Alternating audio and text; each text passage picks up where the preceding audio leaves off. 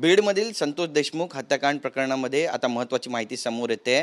वाल्मिक कराड यांच्या जवळच्या 3 जणांनी ही हत्या केल्याची कबुली स्वतः या आरोपींनीच पोलीस तपासामध्ये दिलेले। आपल्यासोबत अंजलीताई दमानी आहे, ज्यांनी सगळ्यात आधी याबाबतचा आवाज उठवला होता।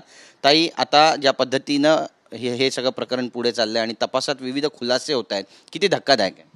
नाही, खुलाशापेक्षा मला वाटतं आता ही जी कबुली जबाब दिला आहे, कारण कुठल्याही क्रिमिनल प्रॉसिक्युशनमध्ये सगळ्यात महत्त्वाची असते ती कबुली। जर कबुली पोलिसांपुढे दिली असेल तर ती तितकीशी ग्राह्य धरली जात नाही, पण जर कबुली मॅजिस्ट्रेट पुढे असेल तर आत्ताच्या घटकेला आपल्याला माहीत नाही आहे की ती पोलिसांपुढे आहे का मॅजिस्ट्रेट पुढे आहे।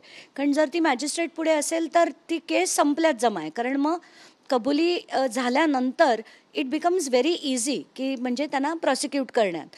तर आत्ताच्या घटकेला फक्त आपल्याकडे ही माहिती नाही आहे की ती 164 खाली आहे का 25 सेक्शन 25 खाली आहे। जर ती 164 खाली असेल तर ते अतिशय उत्तम झालं आहे, कारण मग खूपच सोपं होईल फायनल निर्णय येण्यासाठी। नाही, पण यामध्ये एक महत्त्वाचा भाग म्हणजे खंडणीसाठीच हत्या करण्यात आली, हे सुद्धा त्यांनी कबूल केलेलं आहे। आधी सुदर्शन घुले होता, तो पोलिसांना दिशाभूल करण्याचा प्रयत्न करत होता, पण जेव्हा अवादा कंपनीकडून खंडणी मागितल्याचा व्हिडिओ दाखवण्यात आला त्यावेळी तो पोपटासारखा बोलू लागला आणि सगळी मग जी लिंक आहे ती सुद्धा जुळत गेली। नाही, बिलकुल त्यांनी आज जे सांगितलं की जेव्हा त्याला पहिला तो खंडणीचा व्हिडिओ दाखवला त्यानंतर त्यांनी बोलायला सुरुवात केली की हो, आम्ही तिथे गेल्यावर आमच्यापैकी एकाचा वाढदिवस होता आणि त्या दिवशी सुद्धा आम्हाला मारहाण केली आणि तो व्हिडिओ त्यांनी संतोष देशमुखांनी व्हायरल केला म्हणून आमच्या मनात राग होता आणि म्हणून आम्ही हे सगळं कृत्य केलं असं म्हटलं गेलंय। मला फक्त एकच काळजी वाटते, ती म्हणजे अजूनपर्यंत चार्जशीटमध्ये सुद्धा सुदर्शन घुळे याला टोळी प्रमुख असं लिहिलंय, तर ते मला कुठेतरी खटकत आहे, कारण हा वाल्मिक कराड याला पळवाट ठेवली आहे की काय अशी माझ्या मनात म्हणजे शंका आहे। कारण आत्ताच्या घटकेला जर आपण वाल्मिक कराड यांची जी माझ्याकडे फार लिमिटेड जी माहिती आली होती आधी चार्जशीटची, त्याच्यात वाल्मिक कराडची 2दा स्टेटमेंट्स आहेत। एक म्हणजे 29 तारखेला त्याची आणि अवादांच्या लोकांची खंडणीतली झालेली चर्चा, आणि दुसरी म्हणजे त्यांनी सुदर्शन घुळेला दिलेल्या इन्स्ट्रक्शन्स। आता याच्यात तो म्हणतो की बाबा त्या आपल्या कोणी आड आलं तर त्याला आडवा करा, आणि ही जी भाषा आहे याच्यातनं त्यांच्यावर फाशी लागेल की नाही अशी शंका येते। त्यामुळे अजून बाकीची स्टेटमेंट्स त्यांनी काय दिली आहेत, त्यांचा कबुली जबाब झाला आहे की नाही, या सगळ्या गोष्टी अजून आपल्यापर्यंत आलेल्या नाही आहेत। आल्या तर उत्तम, नाही आल्या तर याच्यासाठी पण लढावा द्यावा लागेल, कारण आत्ताच्या घटकेला जेवढं चार्जशीटमध्ये आहे त्याच्यावरनं कुठल्याही प्रकारे वाल्मिक कराडला फाशी होताना मला दिसत नाही आहे। नक्कीच वाल्मिक कराडला पुन्हा एकदा वाचवण्याचा प्रयत्न होतोय या सगळ्या प्रकरणामधून। नक्कीच, आणि म्हणूनच मी म्हणते की सुदर्शन घुळे हा टोळी प्रमुख नसून टोळी प्रमुख हा वाल्मिक कराड आहे असं स्पष्टपणे आलं पाहिजे। एवढंच नाही तर त्याच्यात दोन जणांना वाचवलं जातंय।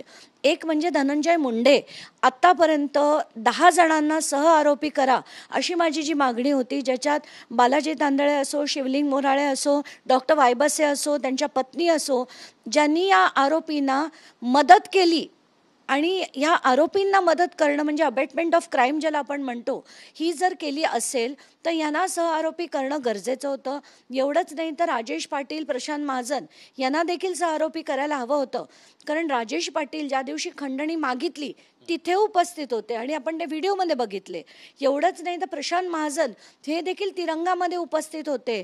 या सगळ्या गोष्टी असताना त्यांचं नाव देखील चार्जशीटमध्ये आत्तापर्यंत नाही। आता शिवलिंग मोराळे, बालाजी तांदळे हे सगळे जे काम करत होते पडद्यामागे, यांना सगळ्या इन्स्ट्रक्शन्स देणारे धनंजय मुंडे होते अशी माहिती मला एका व्यक्तीकडनं मिळाली। ती माहिती मी SP-कडे दिली होती, न्यायालयीन समितीकडे आम्ही पाठवण्याची व्यवस्था केली होती। असं असताना या लोकांना का केलं जात नाही आहे अशी जी मला शंका आहे, ती सह आरोपी केलं तर यांचे मोबाईल जप्त होतील, मोबाईल जप्त झाले तर यांच्या ज्या व्हॉट्सॲप चॅट आहेत ज्याचा थेट फास हा धनंजय मुंडेपर्यंत जाईल, तो जाऊ नये म्हणून हे सगळं केलं जात आहे असाच माझा थेट आरोप म्हणायचा तर आरोप देखील आहे। नक्कीच या सगळ्या प्रकरणामध्ये तुम्ही थेट धनंजय मुंडे यांच्यावरच आरोप करतायत, पण त्या संदर्भातले जे पुरावे आहेत ते सुद्धा असणं तितकंच महत्त्वाचं आहे। याबाबत वारंवार सरकारच्या प्रतिनिधींना सुद्धा प्रश्न विचारण्यात आले, पण देवेंद्र फडणवीस यांच्याकडूनच सांगण्यात आलं की तसे काही पुरावे सापडले नाही आहेत। नाही, मला हेच म्हणायचं आहे। ते काय म्हणतायत, ज्या दिवशी सापडतील त्या दिवशी आम्ही त्यांना करू, पण सापडतील कसे जर तुम्ही त्यांना सहआरोपी केलंच नाही, त्यांचे मोबाईल जप्तच झाले नाहीत, जर व्हॉट्सॲप लिंक्स कोणाशी आहेत तेच जर कळलं नाही, तर ते आरोपी बनणार कसे? कारण आत्ताच्या घटकेला यांची नावं सुद्धा चार्जशीटमध्ये नाही आहेत. म्हणूनच मी म्हणते की या सगळ्या 10 जणांची मी यादी दिली होती, या सगळ्यांना सहआरोपी केलं गेलं पाहिजे. आज मी धनंजय देशमुखांना देखील हे सांगितलंय आणि लेखी स्वरूपात तुम्ही ते द्या असं देखील मी त्यांना विनंती केली आहे. कृष्णा आंधळे अजूनही फरार आहे, कुठे आहे त्याचा काही पत्ता लागत नाही आणि या सगळ्या प्रकरणामध्ये तो एक महत्त्वाचा दुवा सुद्धा मानला जातोय. कसं आहे की आपल्याला आठवत असेल की 30 तारखेला सगळ्या माध्यमांनी एक बातमी चालवली होती की या आरोपींपैकी एकाच्या फोनवर बड्या नेत्याचा फोन आला होता. तर बडा नेता कोण अजूनपर्यंत माहीत नाही. या आरोपींपैकी कोणाच्या फोनवर आली हे देखील माहीत नाही. आणि कृष्णा आंधळेंनी 3 फोन कराडला केले होते अशी देखील माहिती येते आता. तर याच्यात तथ्य काय काय नाही ते चार्जशीट हातात आल्यावरच कळेल, पूर्ण चार्जशीट हातात आल्यावर. कारण आत्ताच्या घटकेला आपल्या सगळ्यांकडेच त्याचे बिट्स अँड पीसेस आहेत. तर पूर्ण चार्जशीट आल्यावर या सगळ्या गोष्टीचा उलगडा होईल. उज्ज्वल निकम यांनी काल पहिल्यांदाच युक्तिवाद केला आणि त्यामध्ये त्यांनी गेम चेंजर पुरावा दिलेला आहे, ज्यामध्ये त्यांनी काही CDR दिलेत, ज्यामध्ये जो फरार आरोपी कृष्णा आंधळे यांनी वाल्मिक कराड याला 3 वेळा फोन केला होता आणि त्यासोबतच विष्णू चाटे त्याला सुद्धा फोन केला होता.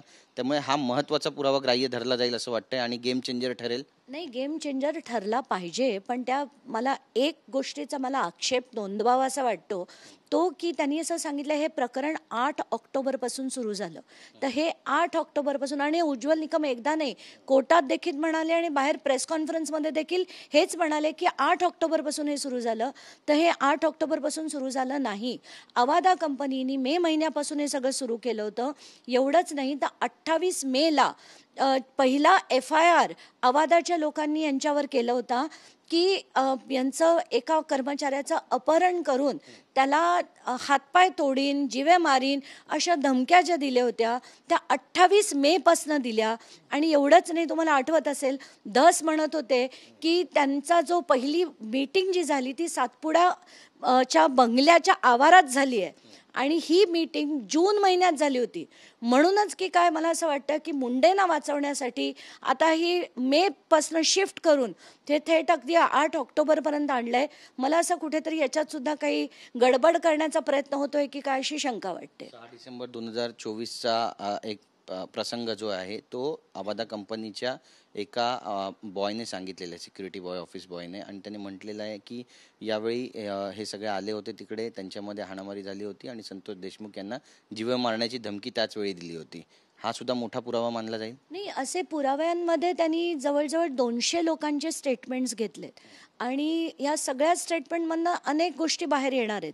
आता जसं तुम्ही म्हणालात की त्या ऑफिस बॉयनी देखील सगळे स्टेटमेंट्स दिले आहेत, तसंच ते सोनावणे म्हणून आहेत त्यांनी देखील स्टेटमेंट दिलं आहे की मला मारहाण झाली, मला शिवीगाळ झाली, खालच्या भाषेत माझ्याशी बोललं गेलं म्हणून मी संतोष देशमुखांना फोन केले. अशा अनेक गोष्टी बाहेर येतीलच.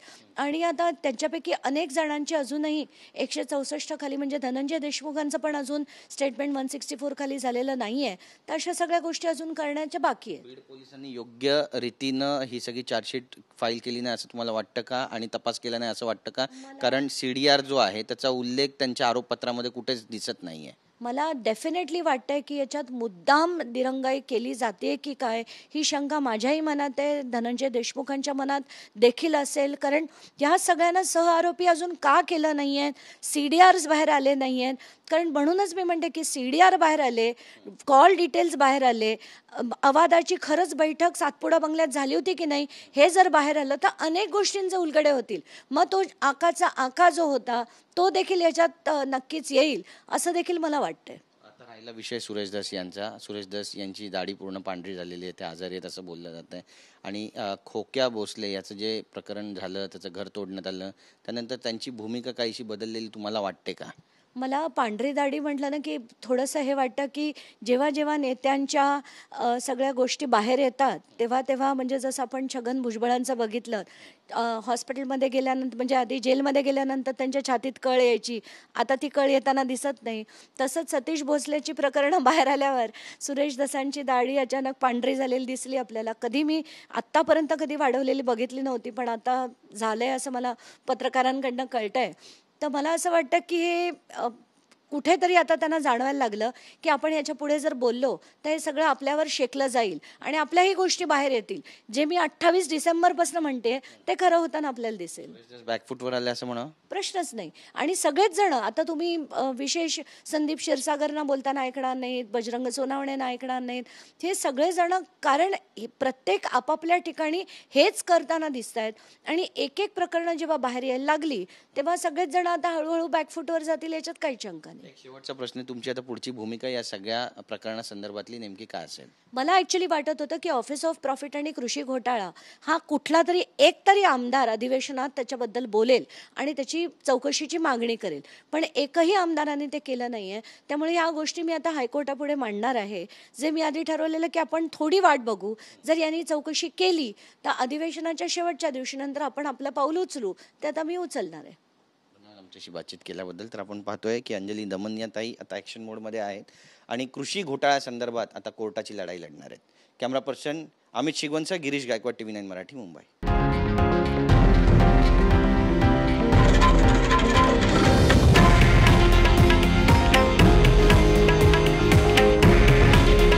हे आहे देशातील नंबर 1 न्यूज नेटवर्क आणि आपण पाहत आहात TV9 मराठी.